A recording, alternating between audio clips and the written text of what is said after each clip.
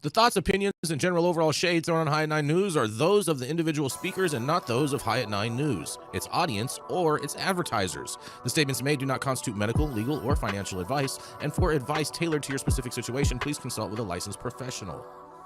Welcome to the High at 9 News Hour, where you will hear from cannabis industry experts and professionals from around the country talk about important topics while shining light on global issues and discussing cannabis as it relates to politics, regulation and reform, data and technology, science, research and medicine, family and parenting, art, celebrities and entertainment, fitness, sports, mental health and wellness, and plant-based medicines and entheogenics.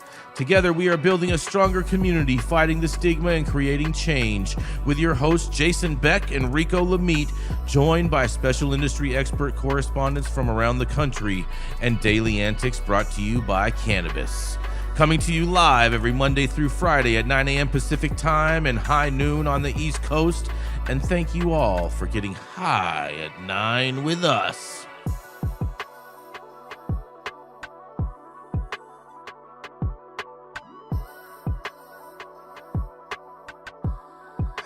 And we're live.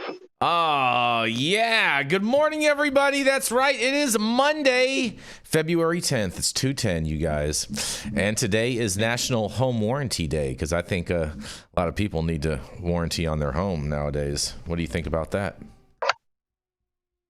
Good luck getting it. Those make great closing gifts. Yes. Oh, I see what you did there, Yarrow. That was cute. That was cute. It's also National Clean Out Your Computer Day. I do every single morning, man. Anthony Weiner should have cleaned out his computer. Yeah. There's plenty of people should in government. Don't you? Wouldn't you agree? I mean, Hillary Clinton did.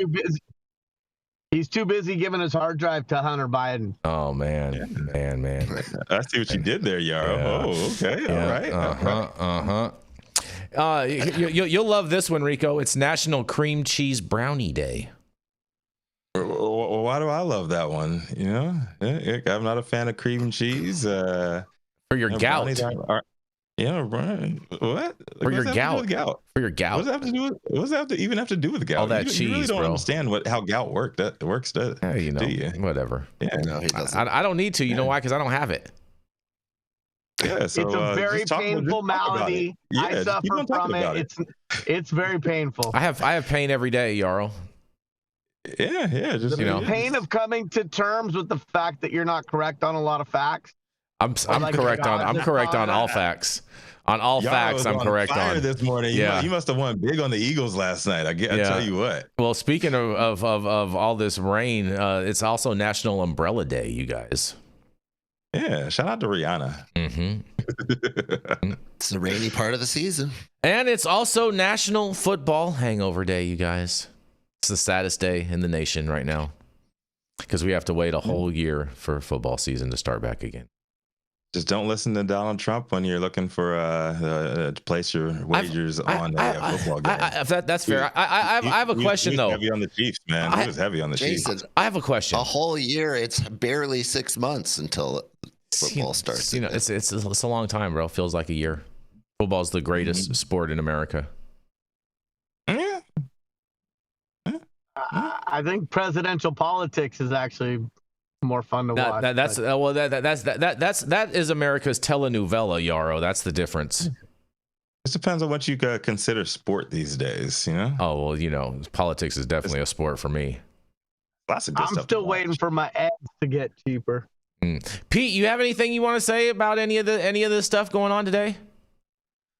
Oh man. Well, the game last night was a bit, I'd say, boring after the second half started. But my wagers did pay out, that's for sure. So fair enough. Fair enough. You know, Rico, I'm a little bit confused because I saw a bunch of people saying how terrible the halftime show was, and I didn't think that it was terrible.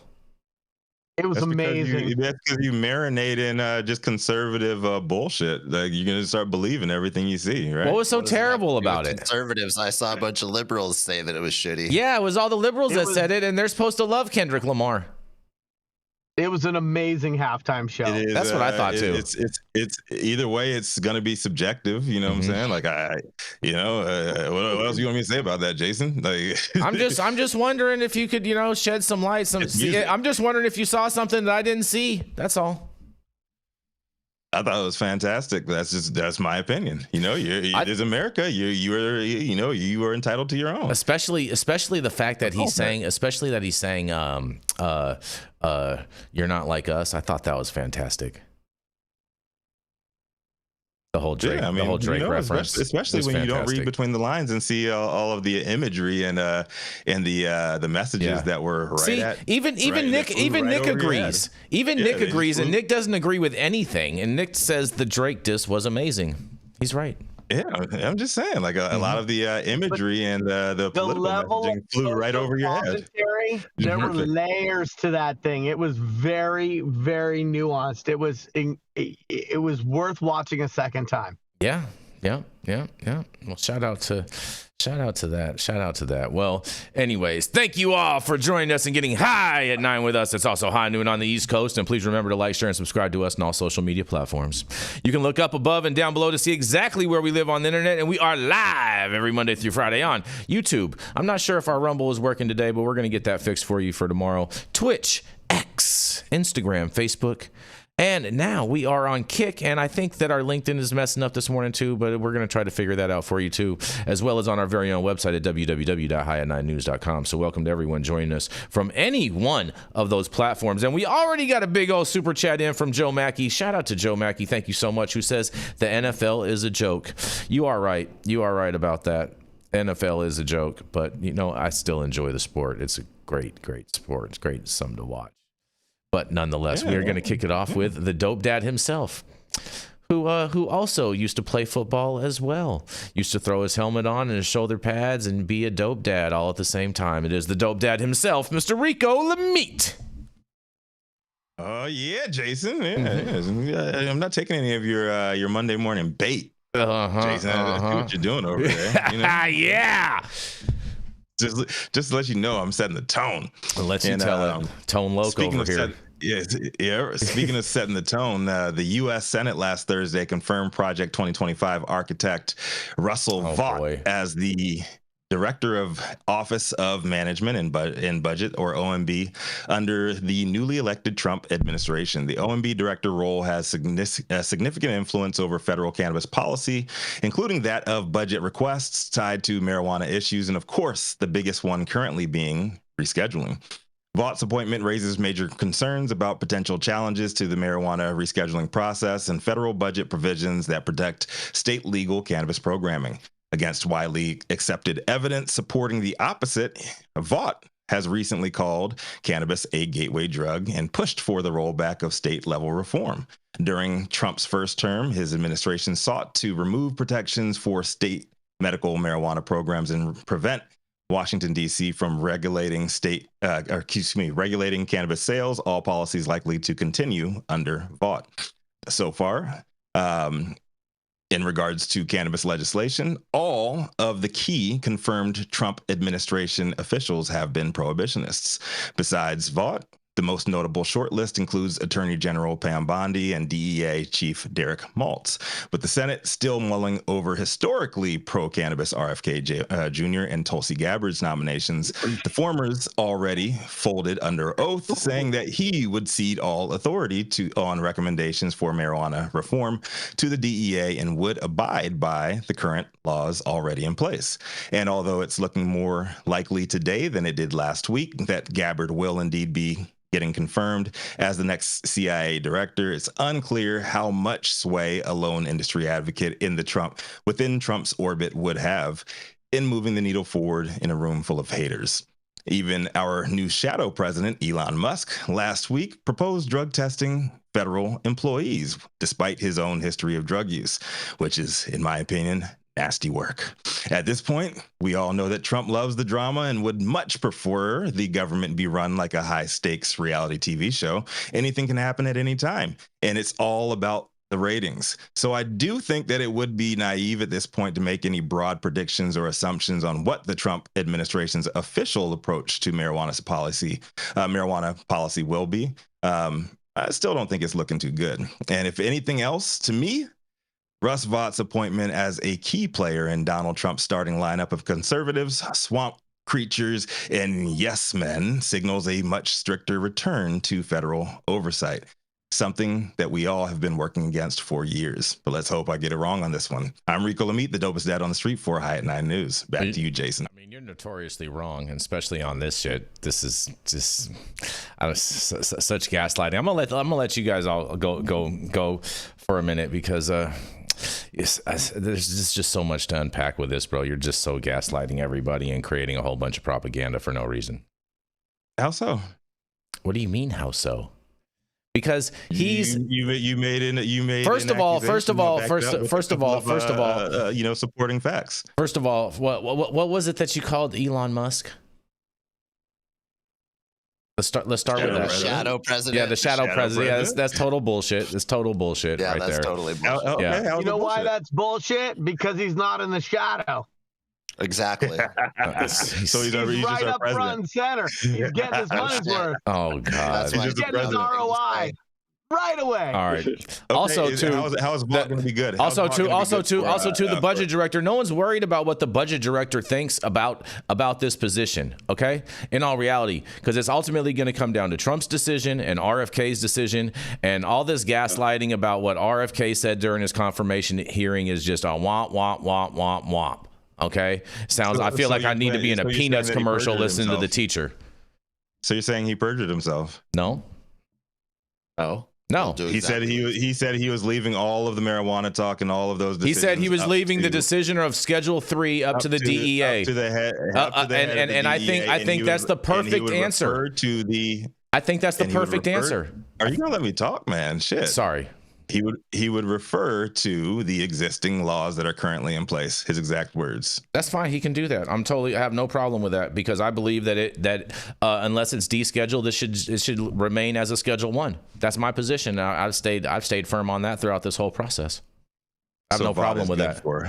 Vaught is good. Jason, you may stay firm, but RFK is pretty fucking limp, and so the fact that he deferred to the DEA to begin with is a lack of leadership.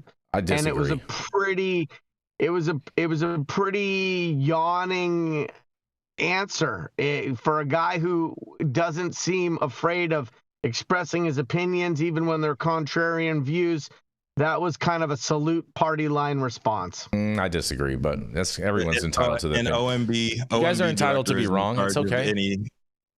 OMB director is in charge of any significant tax reform period over the cannabis industry. He can be in charge of all that, but the reality of it is this: if Trump says, "Hey, you're going to do this," he's going to do it. So it don't matter. Like I said, I hope I'm wrong, but we will see. You're wrong. I'm just telling you you're wrong, and we'll see when you're wrong. And you know what I'm saying, Pete. We want to welcome Pete from Key Investment Partners. Pete. Just because you don't agree, and then you just like roll on. You don't give anybody else a chance. I'm giving Pete opportunity. He's our guest. I want to hear what he has to say about this. Yeah, go on. We talk about this at length. I would say, whatever Trump's come out in support of it, ultimately, there's all this speculation around who's appointing here and there. If he wants it to get done, I think it's going to get done. Exactly. I think it's just going to pop up one day. He's going to do another tweet. He's going to have a headline. And it's just the case is going to be closed on the whole rescheduling topic, I think, somewhat swiftly. The question is that now? Is that in 6 months? How does that work? So we feel good about it. I think the question on our end is really timing. Mm-hmm. And if it does happen, when do things really go into effect? Is that 420, bro? 6 months, 420. Hopefully. That's a perfect world, right? Be so ironic. The government loves doing stuff like that. They love to troll.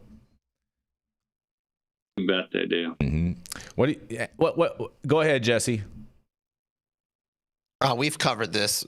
We've already said everything we need to say about this. We're just rehashing something we rehash every single week. I have nothing to say. Oh, nothing to say. Okay. All right. You don't want to hear. Oh, you too. Oh, Jenny Beth is with us, huh? Jenny, you're not coming on camera, huh? No, I check your phone. Sound like you're a little under the weather. Are you okay? Did you party too much yesterday for the Super Bowl? No, I didn't. I just I overslept a bit. Sorry.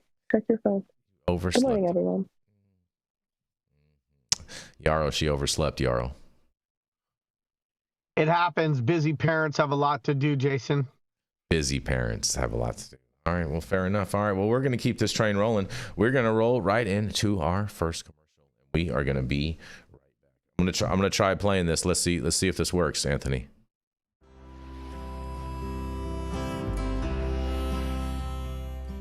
Oh man, your knees still bothering you, man? Yeah, I left one, you know? And I'll tell you what, I've been using this new CBD cream, and it works like a miracle. CBDs? I done heard about them CBDs. I was out there on them Twitters the other day, and I heard they get you high as a kite. Well, not this stuff. This stuff is tested. Every batch, all the way through, pharmaceutical grade, and in a GMP certified facility. So you know you're not going to have to worry about flying high. GMP certified? I might have to try some of this out. Where do I even find this? You go directly to aimhighhemp.com and they will ship it to your door right away. Tested. It's not a name, it's a promise. It was a release. Yeah, it was a big release of like that. There were a lot of releases. There was. Gross. There's a lot of pent-up demand to see that list. Yeah, as you know, just in case you guys wonder what we're talking, we're referring to the Diddy list got released, and so you know what I'm saying, that's out there online if you guys want to check it out. We're not going to cover that on this show, but officially, was it released by the officials? Yeah, who officially released it? Yes, indeed. Who officially released it? We got to keep it rolling, Rico. We got yeah. There's no evidence in anything, you know. So you gotta keep it rolling and just go to the gaslighter in chief himself, the man who believes that everything is right in the world, especially if it comes from his lips.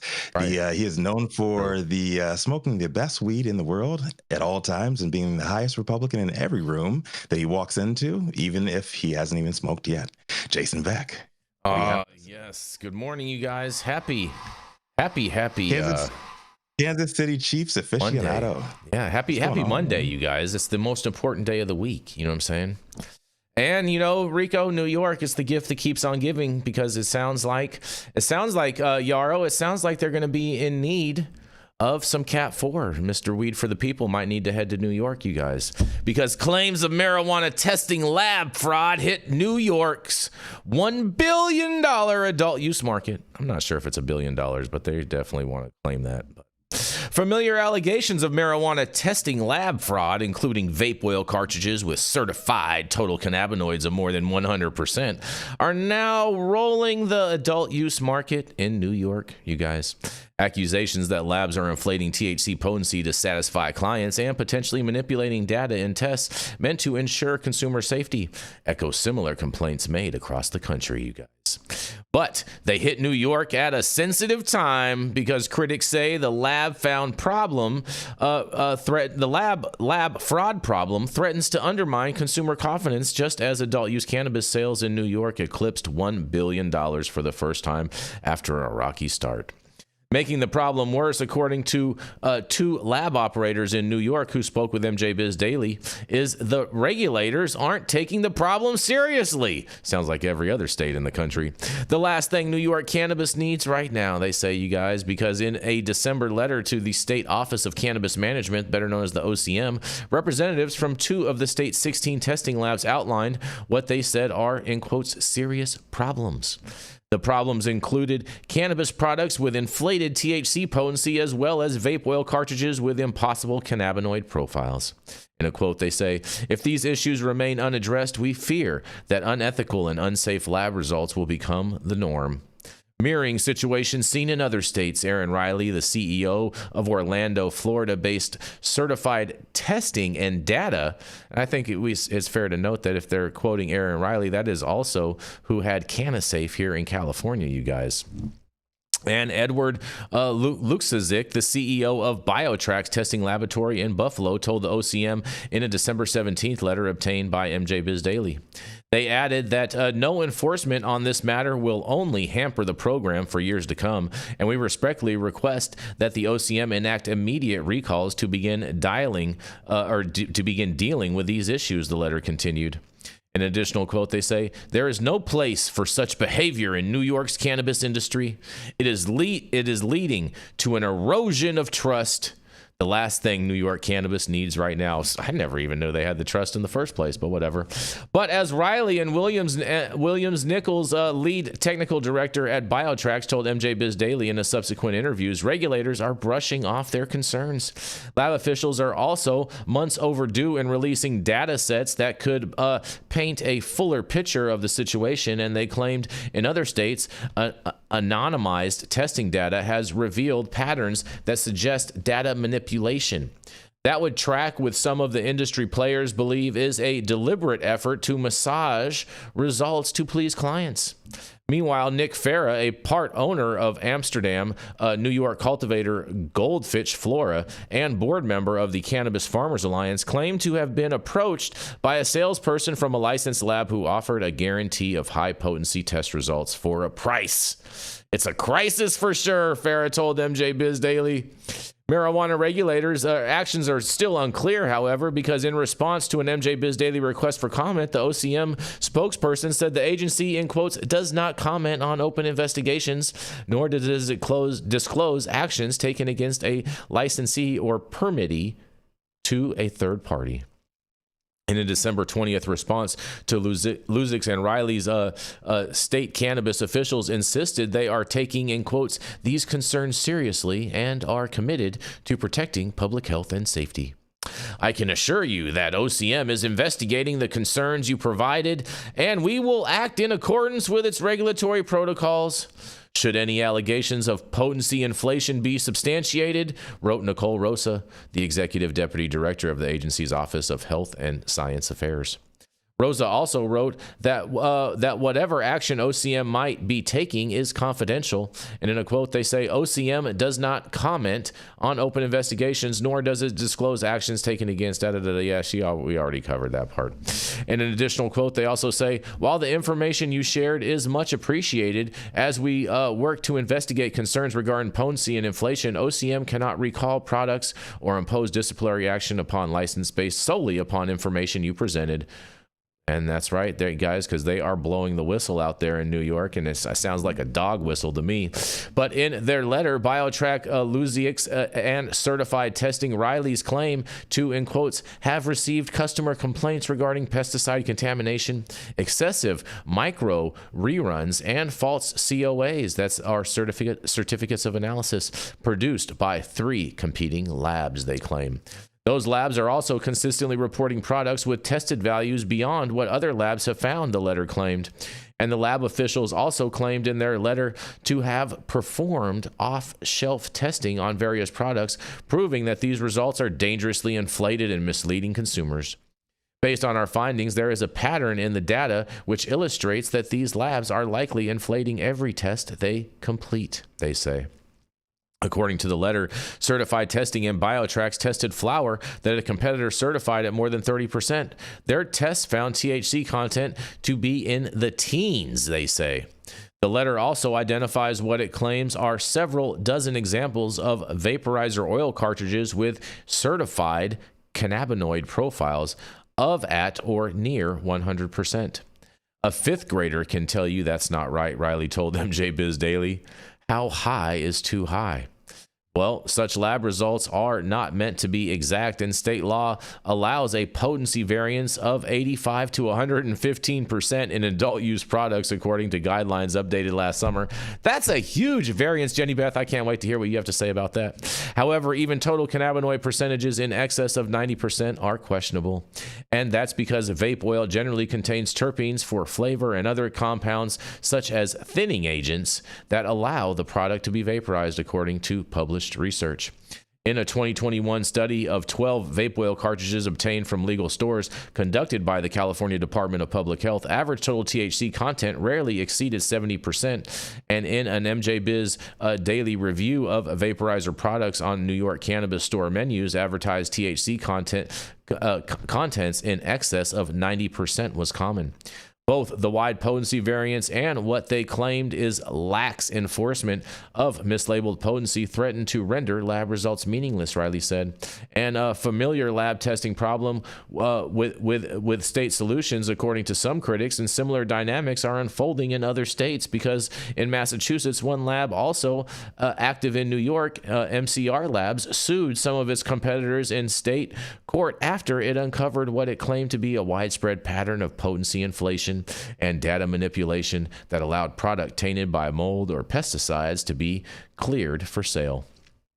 At the same time, most observers agree that best practices involve aggressive state oversight, and in other states such as California and Colorado, state-referenced laboratories obtain product from marijuana store shelves for independent testing.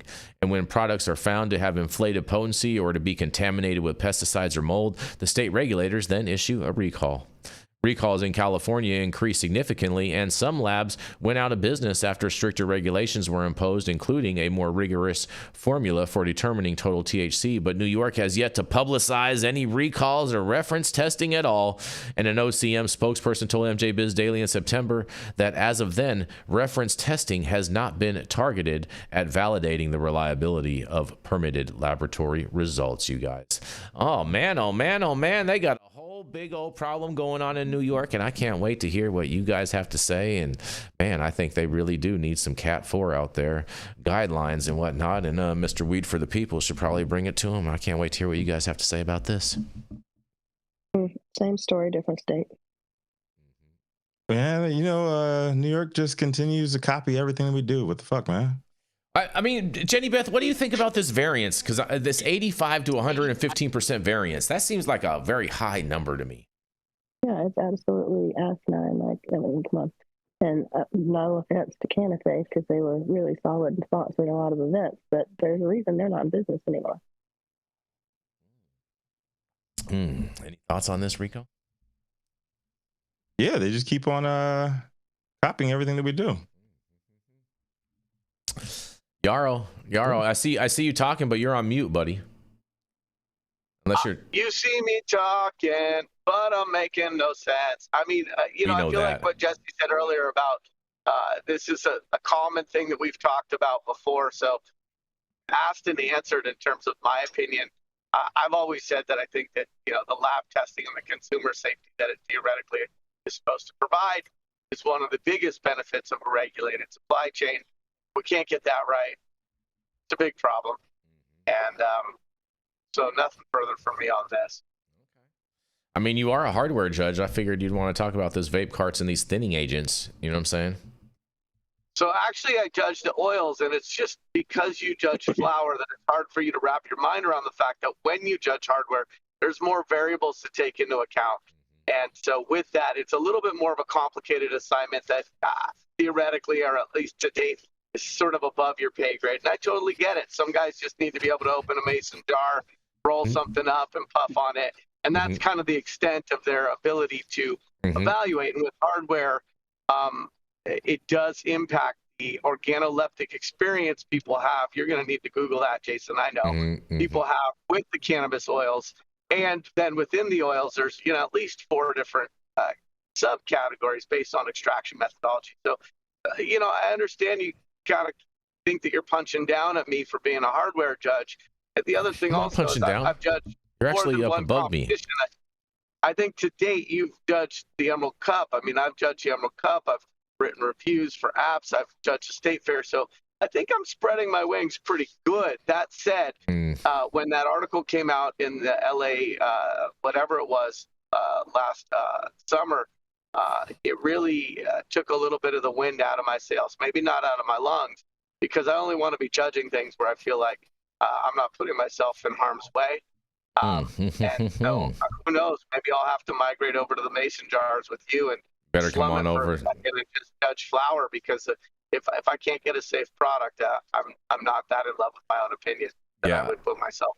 Yeah, I personally don't trust any of those vape carts personally, but nonetheless, Pete, what do you think about all this New York testing debacle?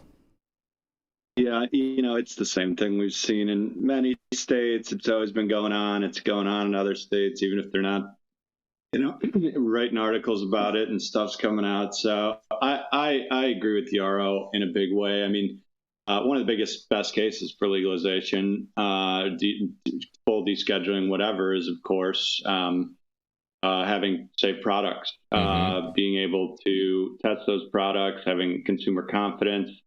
It kind of reminds me, you remember, what do they call it? Vapegate back in summer 2020. It was the same thing. It's a bad look for the industry. And here's the thing, people are going to get cannabis. We all know that anyway, possible, whether it's legal or illegal. But one of the benefits for having this is why you have regulatory bodies and why you have rules around testing, so people can have confidence and feel safe. So we got to get it right for sure. But yeah, it's been elusive to get it right, and we see the same thing over and over again. So hopefully they can fix this. Yeah, I mean, you're asking New York to fix something. They don't even fix their potholes out there. Exactly. Not saying I'm confident, but hopefully. You have anything final you want to say on this, Rico?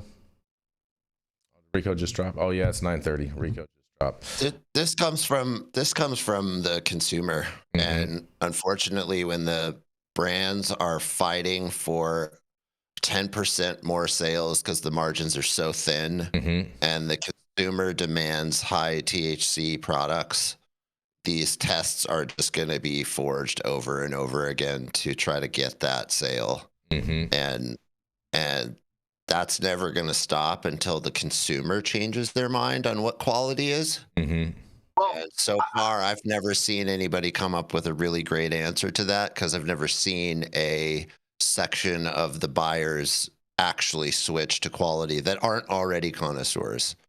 So I have a slightly different take on that, Jesse, which is I don't think that the consumer is demanding potency.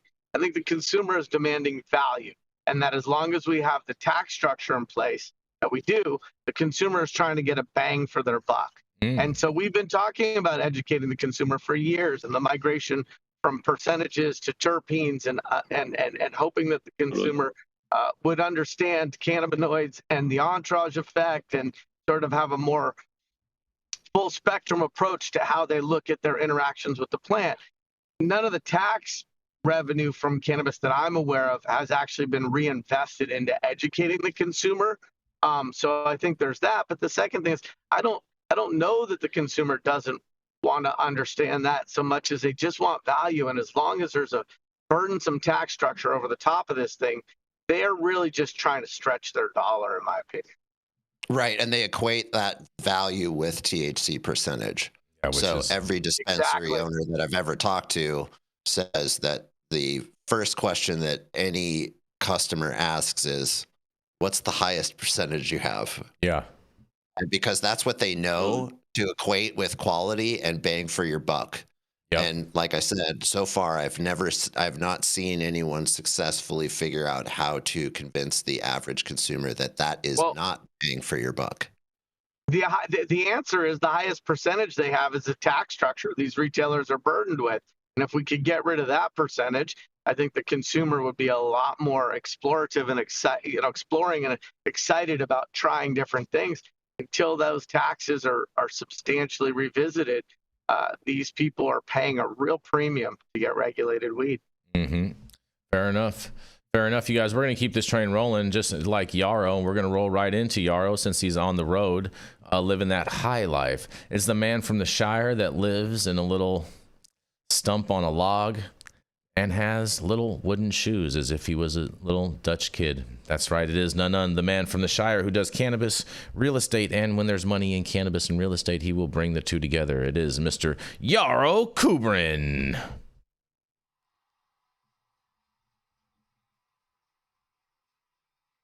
Good morning, High at 9 News viewers. Without further ado, my article today is purely partisan with shots fired. Too bad I won't have Rico here to anchor the other side of this conversation. But in any case, from Oklahoma senator introduces bill to block tax breaks for marijuana businesses.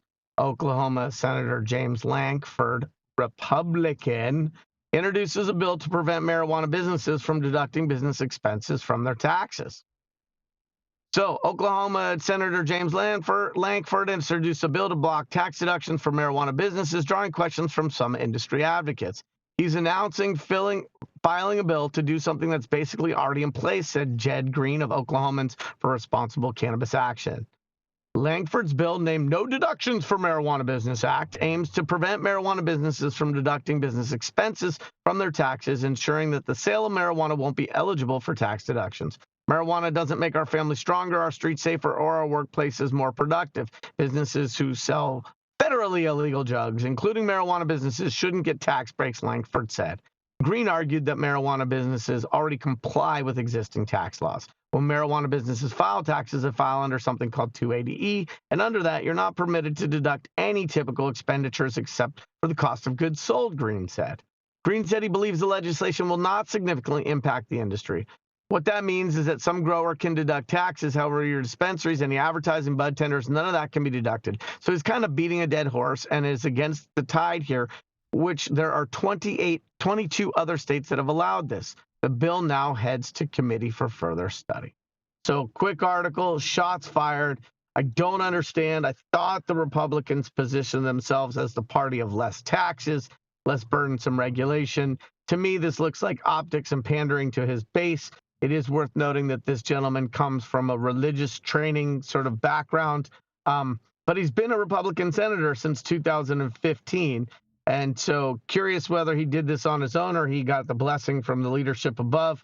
But it seems incredibly anti-business to me. This is Yarrow Kubrin, High at 9 News. I'd like to hear what everybody else thinks. I agree with you, Yarrow. I'm a little disappointed in this guy right now. The fact that he wants to bring this tax bill up and whatnot, and all these municipalities that just create these inflated tax values are really just shooting themselves in the foot, because they're all like, hey, we want to eliminate the illicit market, but every time that they create these high tax values, it just has the exact opposite effect. What do you think, Pete? Is this bill then?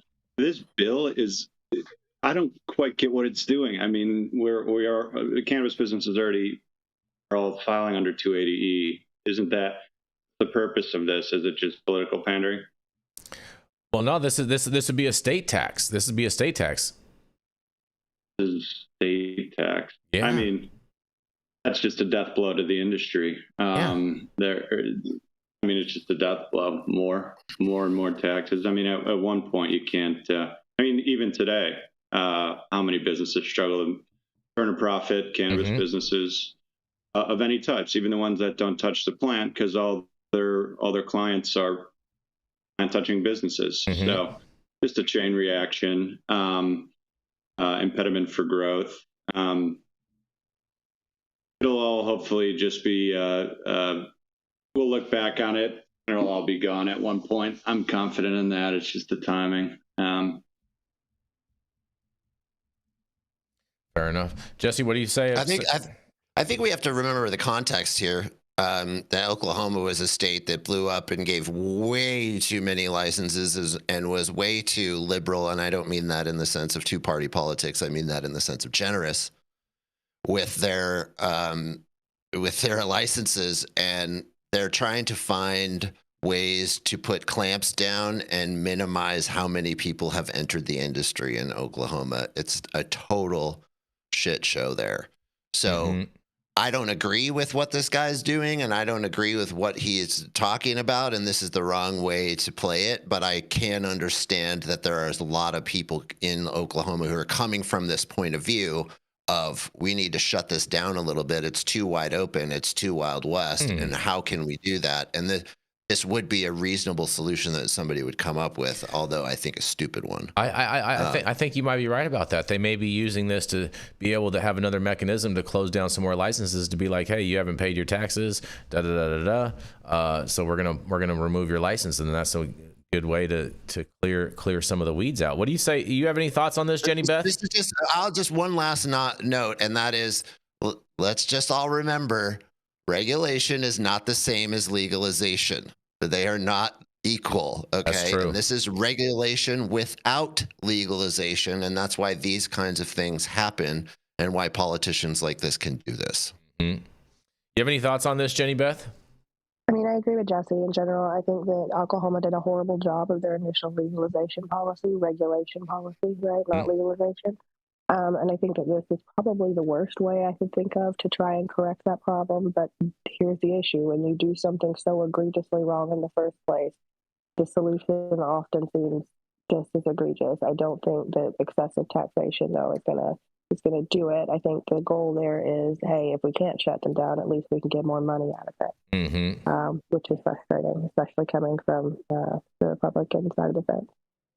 And Jesse has a really good point, which is that Oklahoma was handing out licenses the way Oprah was handing out car keys on her most watched episode. And this politician presided over that process. And so he's been their senator since 2015. And so if there's issues that need to be cleaned up, those are issues that happened on his watch. The challenge that I have is, as long as you are taxing cannabis, then it needs to be able to have both tax reform as well as tax strategy and tax tools. So if they wanted to say you can't do any deductions on a state level, but we are not going to tax your business, great. Then there's parity. But as long as they're still taxing the industry deserves to have the opportunities to reduce those taxes like any other industry. And this gentleman, to me, seems like he's pandering to the base. But if there's any Republicans who think there's going to be meaningful change in respects to cannabis policy federally, one has to think that this gentleman wouldn't do this in his own state without at least running it up the flagpole to see how that was going to be received by the broader party leadership. And so, here's a gentleman who used to be a preacher and has his own very strong opinions about the lack of merit of this plant medicine.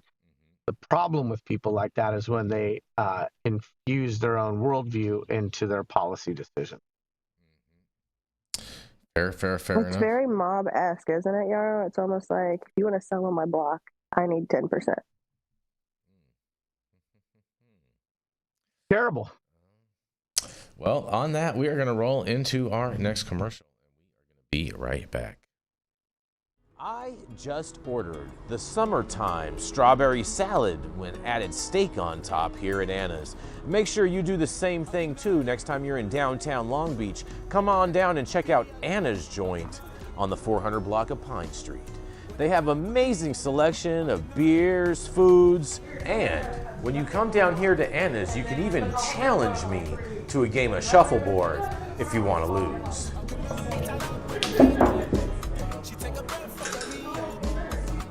Get that? So, next time you're in downtown Long Beach on Pine Avenue, make sure you stop by Anna's Joint on the 400 block. Not only do they have Anna's Joint, this restaurant and bar, but they also have the amazing deli next door, and then next door to that they have a very exotic flower shop. You may want to stop by and say hi.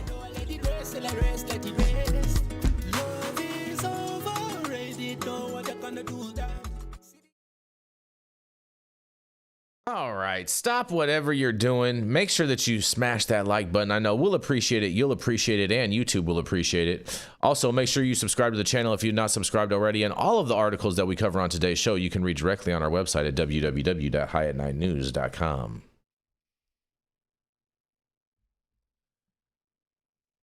Are you a business that's suffering from the hyperinflation that is plaguing America today? We have the solution for you. That's right, Patriot Business Financing. Head on over to www.patriotbfc.com and apply for a loan up to $2 million. Any state, any industry, even the cannabis industry, the CBD industry, as well as the industrial hemp fiber industry, secure up to $2 million today. And make sure that when you apply, you tell Paul you said hi from High at 9. Oh man, you guys, we are back, and we are gonna roll right in to Miss Jenny Beth Dills. She's the founder of Kind Cannabis and of Justice Served, a 501c3 that can help justice impaired individuals get their lives back on track. That's right, it is none other than Miss Jenny Beth Dills. All right, thanks, Jason. Good morning, everybody. This story, first of all, a huge trigger warning. I can't wait to see you guys fight in the comments, but I think it's a really important one. I think we should definitely give some credence to it. This comes from Freed THC and is written by Travis Cullen, who is actually a justice-impacted individual. Travis did an extended prison sentence for a nonviolent cannabis offense and has, transitioned his life into advocating for those and trying to free the others left behind. So I think that his work is definitely worth noting. But Last Prisoner Project's pattern of misleading claims on clemency efforts is also something worth noting. In the final week of President Biden's administration, 2,500 individuals were granted clemency in a broad categorical action. Unlike traditional clemency petitions, which require individual applications and reviews, these grants were based on predetermined criteria, meaning many recipients never formally applied. Despite this, the Last Prisoner Project, or LPP, is publicly taking credit for these clemency victories in ways that mislead the public about their actual role. A glaring example, Melvin Garland, a man granted clemency without ever filing a petition. Yet LPP claimed responsibility for securing his release, calling him one of their constituents and implying their advocacy led to his commutation. The reality? Biden's clemency decisions followed a broad framework, not individual case advocacy. Providing funds for commissary or legal assistance does not mean LPP played a role in securing clemency. But this isn't new. LPP also falsely claimed credit for several high-profile clemency cases in the final days of Trump's administration. Pardon me. Cases championed by others who work directly with the White House. So how does LPP operate? Their model leans heavily on public relations spends, celebrity endorsements, and social media campaigns rather than direct legal or political advocacy.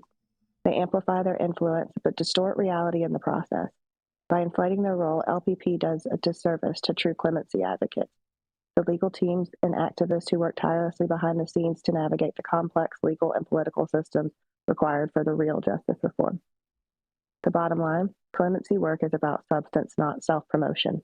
If LPP wants to make a lasting impact, it must focus on transparency, real advocacy, and giving credit where it's due. Because in the fight for justice, credibility matters.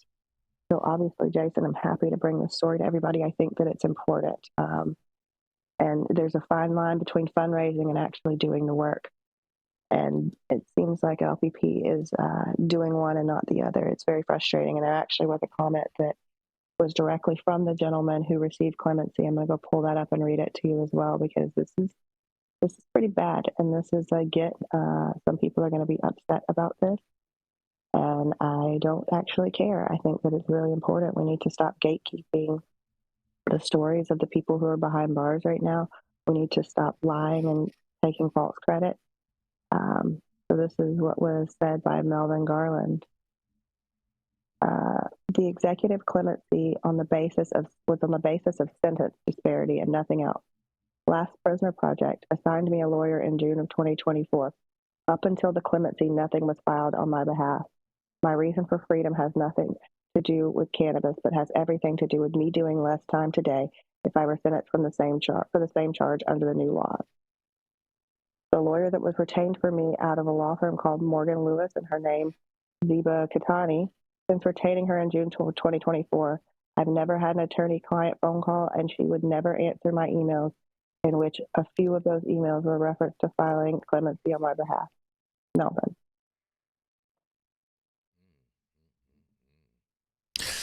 Wow, shots fired. Shots fired. I mean, did you expect any less from me? No, I did not. Not at all. Not at all. And you know what, Jenny? I 100% agree with you on this, because I've been saying this for the longest time, that LPP sucks all of the financial wind out of the room from all of the other real organizations that are actually doing all of the work. I've watched LPP take credit for numerous different clemencies that were issued and put out these press releases claiming credit for it when they actually had nothing nothing to do with any of it at all whatsoever, but yet want to brag and boast and claim that they're God's gift to getting people out of jail when it comes to cannabis. And the whole cannabis community just buys all their shit hook, line, and sinker. And it's really kind of disgusting to me.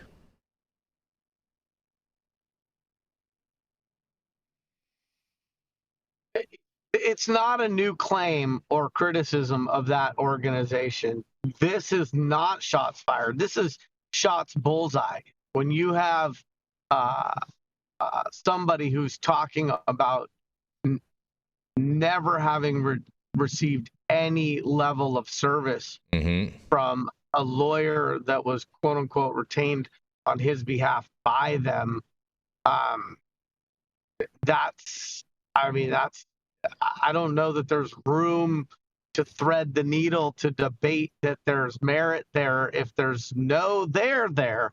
And that taking the oxygen out of the room has been something that we've seen in the industry for a long time. It doesn't mean that the organization is without any value, but when you take the oxygen out of the room, or there's nothing left for other organizations or advocacy groups or whatever, the Hood Incubator, a million other organizations that are really trying to move the needle, it begs the question, is that the best use of funds? At this point, I think I'm more down with OPP than LPP. Yeah. And so I'm with you on that.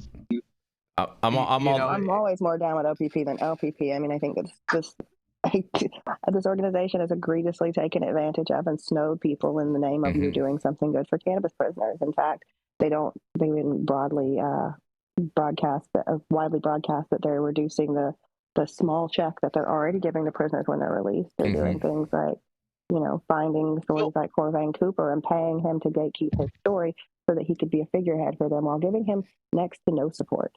So I think we need to discuss.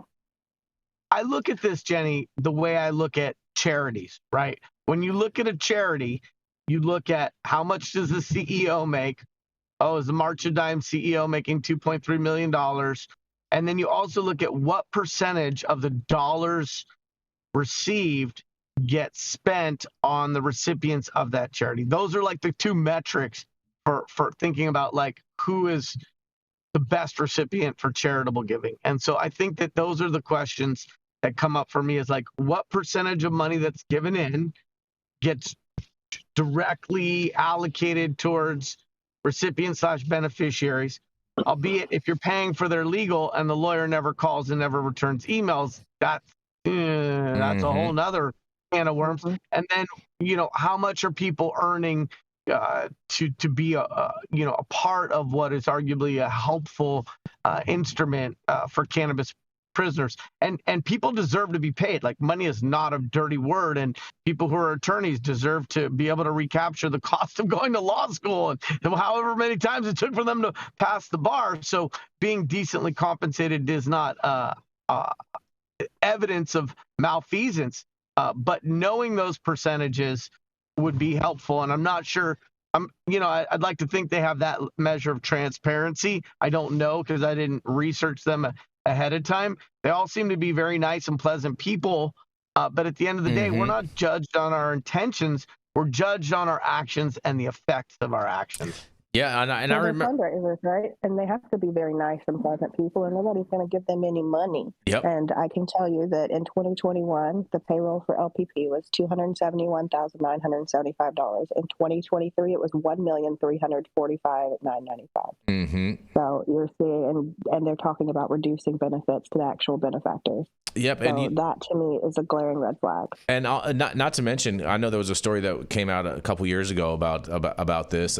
80 to 90% of their overhead goes to paying their staff, and so really all they're doing is fundraising for their jobs and not for actual criminal justice reform that they grandstand on.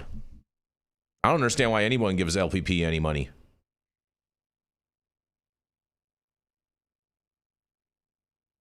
Yeah, that's a brutal ratio there. You said 80 to 90%? Yep. Yeah, exactly. They are it's fundraising for their own jobs. That's brutal too. It's brutal in a number of ways. This specific case is one thing, but I didn't realize they apparently have a bad reputation in the industry. They have a track record with this kind of stuff, it seems. Yep, and not to mention too, you know, Pete, just to give you a little bit more insight, the whole LPP started from actually stealing intellectual property from someone who was incarcerated for cannabis. Correct. Oh. It was all started with. It was originally started with a figurehead who actively refused to admit and testify that there was cannabis being delivered to his legal dispensary in a legal fashion during the medical days, and resulted in a man going to prison. So they're catching money on both sides of the ball, which is absolutely disgusting. Mm-hmm.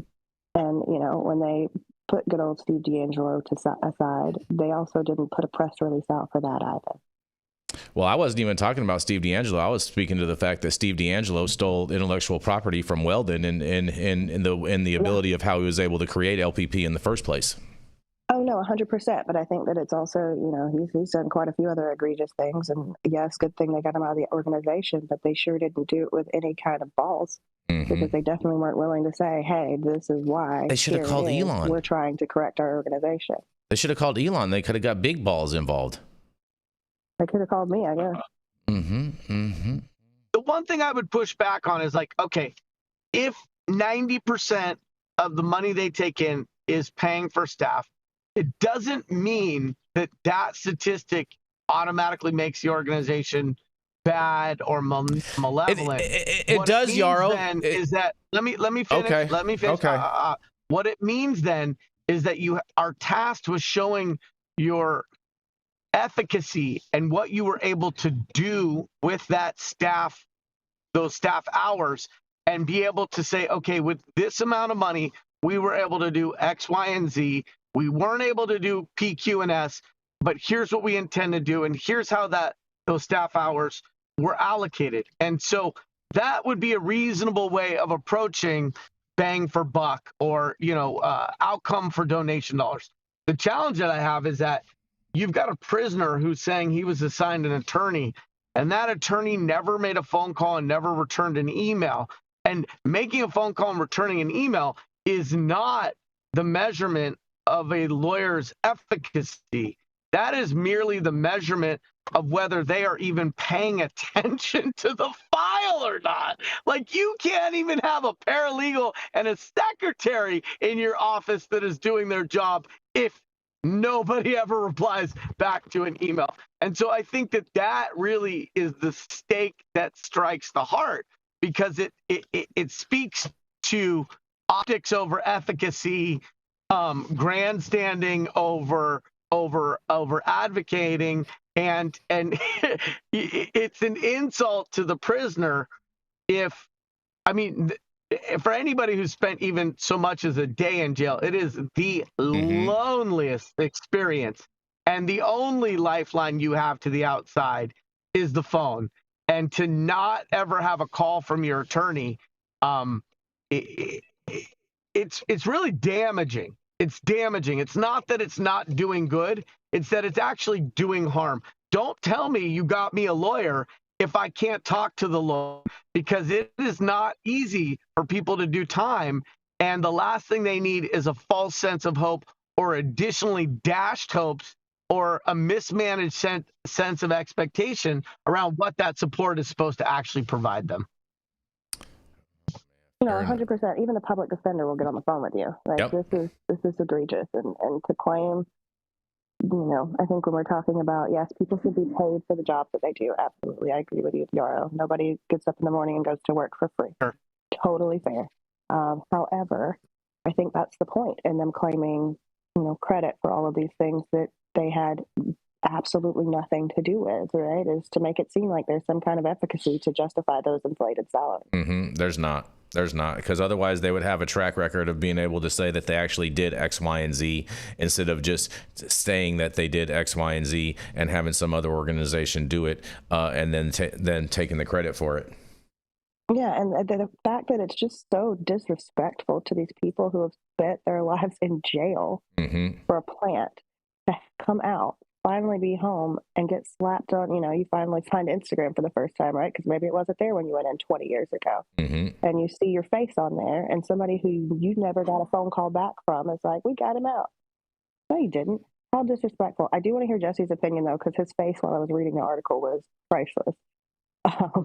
So I'd love to hear those 1,000 words that come behind that. Yeah, Yarrow's getting jealous now. No. Mine is simple. If it looks like a pile of shit, smells like a pile of shit, tastes like a pile of shit, we know exactly what it is. We don't need to beat around the bush. The stink around these two men and their organizations, I should say, have been it's been everywhere. Everybody says it. There's no hiding the fact that there's definitely some corruption and some BS going on with this organization, as well as others that those people are involved with. Unfortunately, I know some really great people who happen to be caught up in that thing. And that's sad too, because you get too close to the fire, you're going to get burned. And yeah, it's a bummer. I hate this. This is actually probably one of the worst stories in cannabis that's ongoing. And it's terrible. It's sad. It really sucks that there's people benefiting off of the backs of prisoners. It's insanity, actually. Meanwhile, we bitch about the prison industrial complex being for profit, right? Yeah, it just plays right into it. Exactly. Yeah. Fair enough. Fair enough, you guys. We are going to keep this train rolling into our fourth and final commercial of the day, and we are going to be right back.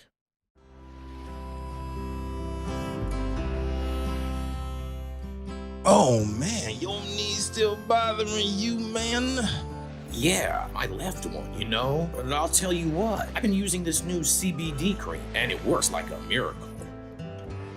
CBDs? I done heard about them CBDs. I was out there on them Twitters the other day, and I heard they get you high as a kite.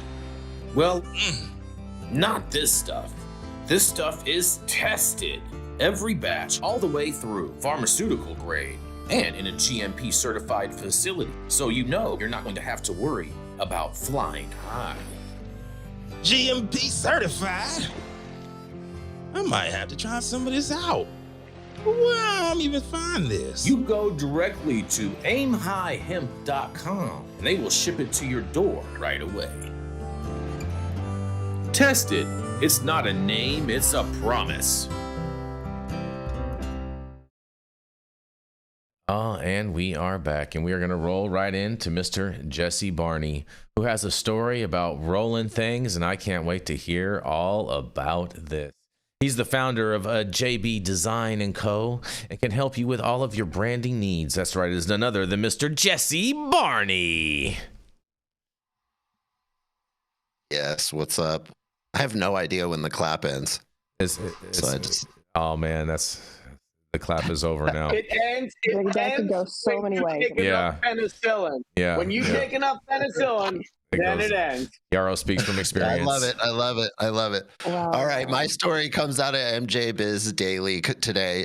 What does the marijuana industry have in common with Harley-Davidson? Harley-Davidson's struggles in the past decade offer a cautionary tale for the marijuana industry. From 2014 to 2013, Harley-Davidson sales plummeted by 37%, driven by limited options appealing to new entrants and evolving market demands. Efforts to attract new riders, such as women, stumbled because of heavy, costly bikes ill-suited to their needs.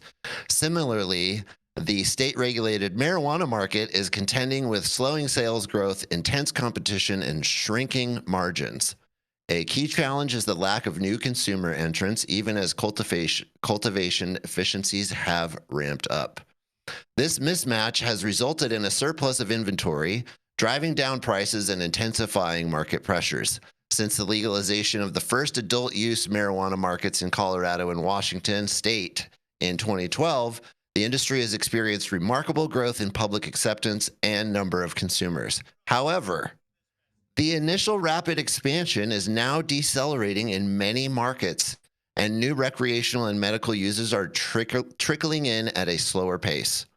This trend persists despite growing evidence of the plant's relative advantages over alcohol and prescription medications. For sustainable growth, The cannabis industry must pivot from an over-reliance on THC potency as a selling point and invest in robust consumer choice infrastructure. What is consumer choice infrastructure? In the cannabis industry, consumer choice infrastructure encompasses the systems, products, and services that empower consumers to make informed and personalized decisions. It includes offering a diverse range of product types, flowers, edibles, tinctures, topicals, supported by clear labeling with detailed information such as cannabinoid content and terpene profiles. I just real quick pause. I highly disagree with this. This has been tried many, many times. Clear labeling, detailed information, and the consumer just doesn't care. It also involves creating retail environments and education initiatives that guide consumers toward products tailored to their unique needs. This is also very difficult and very costly, and turns out it doesn't really work that well. A strong consumer choice infrastructure fosters trust, satisfaction, and loyalty by addressing the full spectrum of consumer preferences and experience levels. Now, this is true. If you understand what the consumer preference is and you just go right to them and give them what they want, you are going to get trust and satisfaction out of that. Currently, many cannabis retailers and manufacturers are striving to educate consumers through pamphlets and conversations about cannabinoids, terpenes, and the entourage effect. However, when consumers seek products combining multiple cannabinoids and other beneficial compounds, bud tenders often struggle to deliver because of an oversaturated market focused on high THC products. Shifting focus to attract new customers. A recent report from the California High Potency Cannabis Think Tank underscores the risks of high THC products, including their association with marijuana use disorder and other adverse health outcomes. Among its recommendations are limits on THC potency, public education campaigns, and retail regulations to encourage lower potency options. These recommendations might foreshadow regulatory trends across broader markets, making it crucial for marijuana retailers to evaluate their product offerings and prepare for potential shifts. One strategic pivot is moving away from the stoner bro culture of high-potency products to more approachable, balanced product mix. This shift could attract untapped markets, particularly wellness-focused consumers and demographics still hesitant after the decades of stigmatization from the war on drugs. Adults who are 55 and older represent a significant growth opportunity. Despite their interest in wellness-oriented cannabis solutions, this demographic remains underrepresented in consumer data, suggesting pent-up demand. To capture this market, the industry must develop products and educational services tailored to the needs of older consumers. Products that address wellness goals such as pain relief, improved sleep, and maintaining an active lifestyle are more likely to resonate than ultra-high THC offerings that can overwhelm inexperienced users. That is definitely true. Stories abound of curious newcomers being deterred by unpleasant experiences with overly potent products, a missed opportunity the industry cannot afford. Much like Harley-Davidson's challenge of adapting to a changing rider demographic, the cannabis industry must rethink its approach to attracting new consumers. By prioritizing accessibility, balanced products, and education, marijuana companies can open the market to broader audience. As the industry matures, addressing the wellness needs of pragmatic, health-conscious consumers will not only expand the market, but also position cannabis as an essential component of modern wellness. And right there at the end, I really like how he brings that home. I really think that this is the branding opportunity that we have with cannabis is to stop talking about it mainly as an intoxicant and start talking about it mainly as a wellness product, especially when it comes to all the other products that are possible besides smoking a joint or smoking a bong hit. So we're going to have a split, I think. We're going to have the connoisseurs who continue to want to have the highest quality flower grown in the highest quality ways, and then they want the highest quality resin smoked through the highest quality dab rig, etc. Those connoisseurs are never going to go away, and that that small niche market will get more and more rabid, I think, as time goes on. But then the middle of the bell curve, which is most people, they're going to go towards these wellness products, I think, over time. So focus on creating some wellness products for the future. And in the meantime, in these small markets that are shrinking, as states have not been opened up and we cannot ship cannabis from one state to another legally, until we can do that, I think you're going to see these problems with these small markets, and the margins are going to keep shrinking. And the only way out of that is to start creating the very best flower you possibly can. This is Jesse Barney, and I'll toss it back to my co-correspondents. Once you chew it on, Yarrow, you look, you're ready to say something. Yeah, go for it. Yeah, I mean, look, I think part of what messed up Harley is that they went corporate and they became like a pubco, and so I think there's some similarities in terms of how that process adulterates a brand and the spirit and the spirit of that brand. Because Harley was never intended to appeal to everybody, and so they missed some of the markets.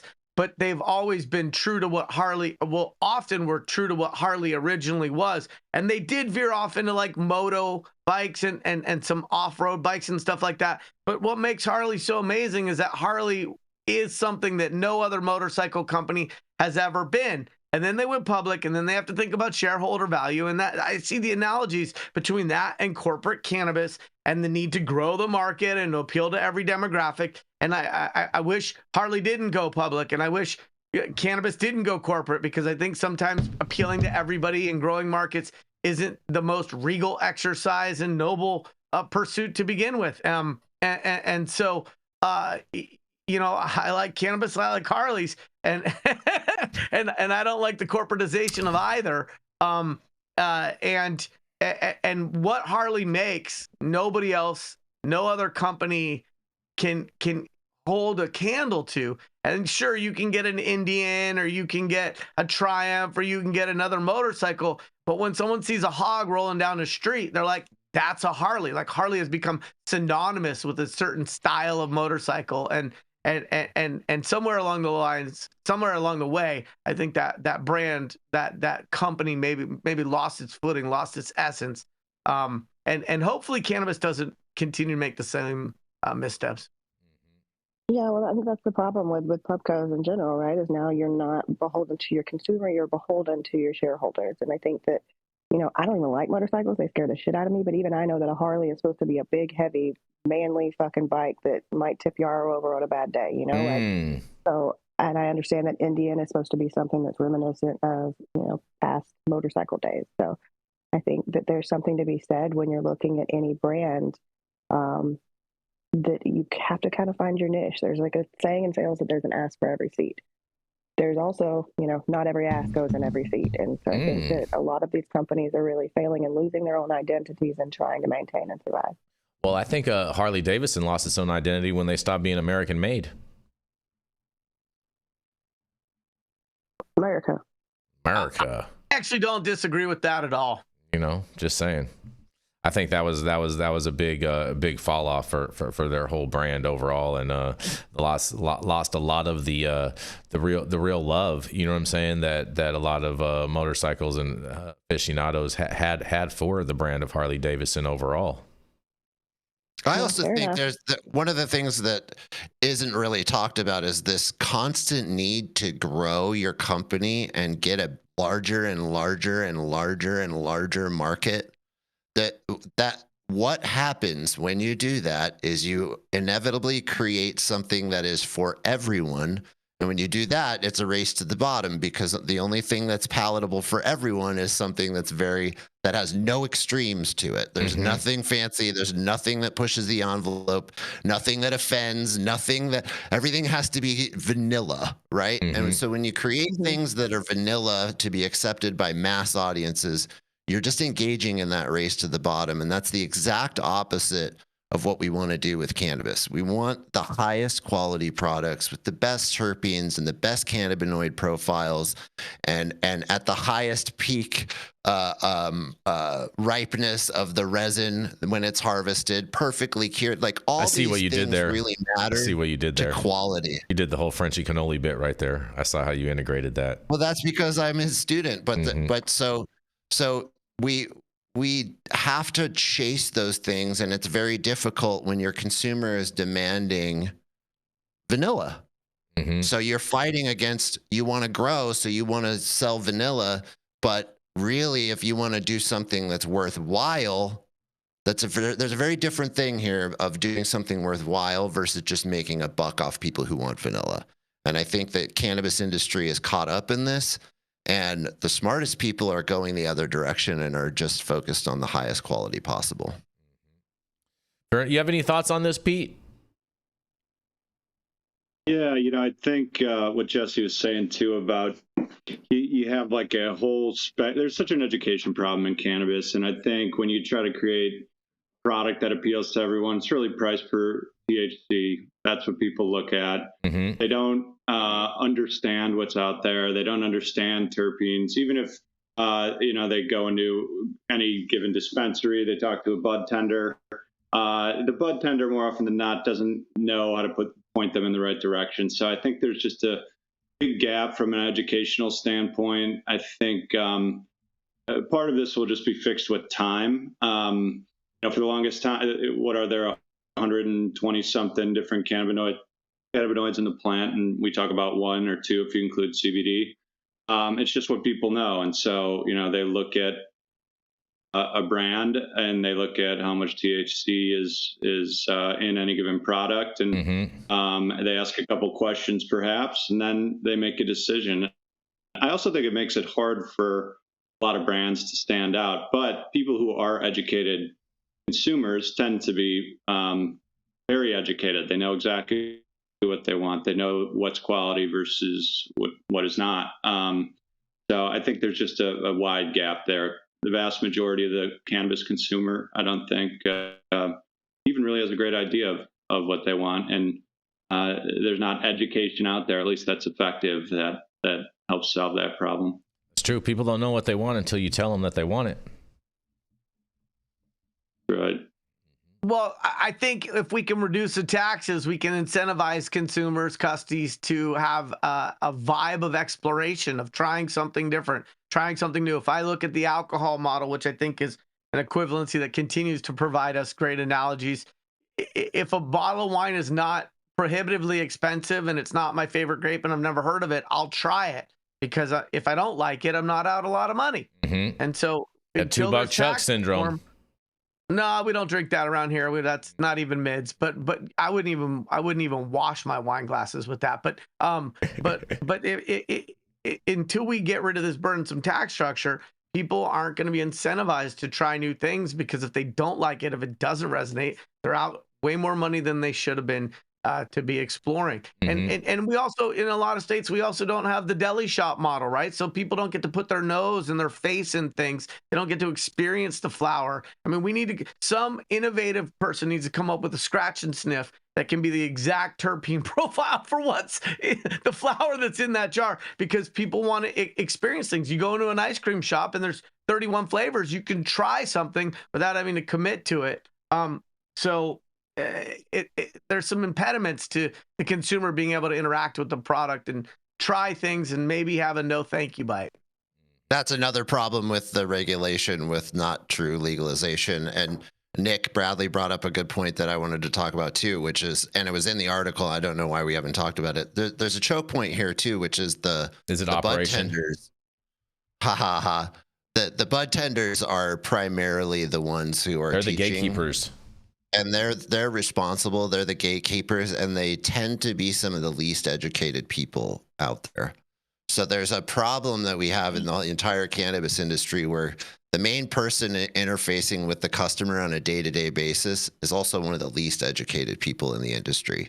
So I don't know how we solve that problem, but I think pointing it out is helpful, at least knowing that, hey, we need bud tenders to know weed way better so that they can recommend things properly and teach consumers on a day-to-day, case-by-case basis. So, yeah, that's definitely needs to be covered. And thanks, Nick, for bringing that up. That was totally legit. Troy Lawrence threw out a super chat who says, create a pipeline for local to shop like Michigan. And I think that's a good, fair point. I mean, Michigan is eating people's lunch right now, especially Ohio's. All right, fair enough. Jenny Beth, you have anything else you want to close out with on this? No, I'm good. You're good? All right, fair enough. We are going to keep this train rolling, you guys. We are going to roll. Oh, man, where did it go? Hold on, give me a second, guys. I'm sorry. Here we go. We are going to roll right in to Mr. Pete Karabas, who is our guest correspondent from the day from Key Investment Partners. At Key Investment Partners, Pete is responsible for the origination, due diligence, and execution of investment opportunities, in addition to developing strategic partnerships and fundraising initiatives at the firm. Pete is the chairman of the board of directors, the big dog of BDSA, and currently sits on the boards of several other key portfolio companies. Founded in 2018, Key Investment Partners is a cannabis-focused private equity firm with approximately $50 million of assets under management. And the firm manages several investment vehicles, including 2 flagship cannabis-focused discretionary equity funds. So shout out and thank you so much, Mr. Big Chairman of the Board, Mr. Pete Karabas. Thanks, Jason. Discretionary equity funds. Oh, sorry. At the end there. Sorry. Oh, no, you're good. You're good. So I got my story here today. It's pretty quick, or pretty short, I should say, but I'll let it rip. So, Attorney General warns of marijuana laced with opioids.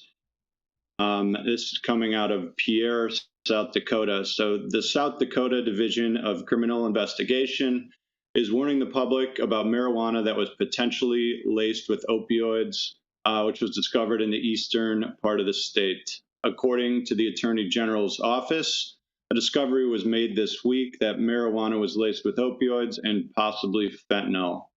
An adult male had reported overdose symptoms after smoking marijuana, and it was discovered that the marijuana had a blue-white tint and a chemical taste. He later tested positive for opioids in the emergency room, and further testing will be done to see if fentanyl was included. This is especially a dangerous time, and the public is not encouraged to engage in the use of marijuana or controlled substances. And if after taking these controlled substances and feeling sick, immediately seek medical attention.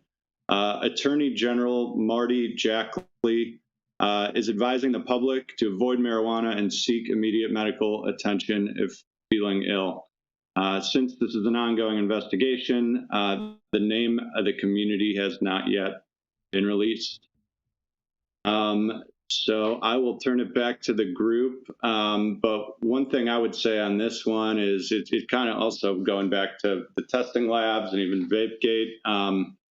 Time and time again, I think we see reasons that point to legalizing and regulating cannabis. People are getting it just like with VapeGate. They're getting illicit cannabis. It's not tested. They're smoking it. Bad things are happening. So this is why we have regulatory bodies. People are going to get cannabis, whether it's legal or not. The question's more how you regulate it. Well, I'm going to be the first person, because what I found this is all total bullshit propaganda every which way, and even on Sunday, total bullshit. Because I'll tell you right now, if they had any test result or any real source to say that there was fentanyl in the weed, that would be the story. They can't just say, well, we have reason to believe that there's fentanyl laced marijuana. This is a total bullshit hit piece that they are just trying to use fear to scare the good people of South Dakota away from cannabis. Well, here, let me go ahead and pitch this idea out there, Jason. There's only one way that you're going to get fentanyl laced marijuana, and that is if you are buying it from a trap dealer who also sells Fenty and is lazy and uses the same scale. So, I mean, cross-contamination is really the only way that this could possibly happen. I think that it's unfortunate that sometimes those things probably do happen because it is used for fear-mongering. And God knows Kristi Noem doesn't need any more fear-mongering against cannabis in her state. I think this is an excellent argument for legalization because guess what we don't have in the back of the dish when we're weighing out pounds? Fentanyl. Yeah, and I think that's the critical miss on this article is it doesn't differentiate between what supply chain this cannabis was acquired through. And were it differentiating, it would be advocating, it would be proselytizing for people acquiring their cannabis through a regulated supply chain. And we need some wins with all the steady drumbeat of negative news regarding testing laboratories. We need some wins. And so fentanyl free in the 25 could be their new motto, I guess. For their no, 100%. But in South Dakota, they have no regulated market to source from, right? In fact, we're talking about the state that holds more trust company licenses than anywhere and won't allow a trust company to even hold a cannabis owner's assets in trust. So that's how, I love these people that think that drug dealers will just give away free drugs with other drugs. Right. No drug dealer ever woke up and was like, I'm going to give away a bunch of free heroin inside of the weed and sell it for the same price. That never happened. It's a 2-for-1. Ever. 2-for-1 Tuesdays. Yeah, it's a 2-for-1. And you'll never know. What? I mean, you'll never know that I gave you free drugs. Yeah. So South Dakota does have a medical cannabis program, right? Hold on, Jenny. Hold on, Jenny. What are you saying, Yarrow? I think South Dakota does have a medical cannabis program. They just don't have an adult use program. So they do have a regulated supply chain for cannabis for qualified patients. And I'm not sure how stringent they are. I don't know if their program is up. They recently passed a secondary thing last November, but I haven't seen any news that their system is up and operational. Got it. Okay. I have not been to South Dakota. Yeah. What are you going to say, Jenny? I don't feel like going. They do actually have some cannabis dispensaries. They have like a handful of them. It looks like 5 scattered throughout the state, mostly. Looks like some of most of them go to Montana for their weed. Yeah, well, or to this. Hopefully, nobody goes back to this guy because clearly, and I think that they're doing the community a disservice. It's about public safety. Then say which community is affected, right? So I can know, like, if I'm buying my illicit cannabis in, I don't even know, a bunch of Brookings or Sioux Falls. Yeah, maybe I should be careful in Sioux Falls. Fair enough. Any other clothing thoughts on this piece, Pete? No. I think we've seen stuff like this all the time. It's going to keep popping up. Need regulated cannabis. That's it. That's why regulatory bodies exist. It's always a bad look, right? It's always a bad look when this type of stuff happens. Same thing with Vapegate too. Same thing. Fair enough. And on that, thank you all for joining us and getting high at 9 with us every Monday through Friday at 9 a.m. Pacific and high noon on the East Coast. Big shout out to our audience and supporters for tuning in daily and listening to the insanity that is the developing cannabis industry. Huge thank you to Aim High Hemp Distribution and Catalyst for helping us keep the lights on over here. And thank you to our correspondents for being absolutely amazing. And Pete, thank you so much for coming in and joining us this morning. Pete from Key Investment Partners, you guys. And thank you all to Cannabis Sativa L for giving us a reason to do all this. And thank you to Cloud Media Partners, Anthony out there in the metaverse floating around somewhere. And thank you all for tuning in and getting high at 9 with us. We are America's #1 daily cannabis news show.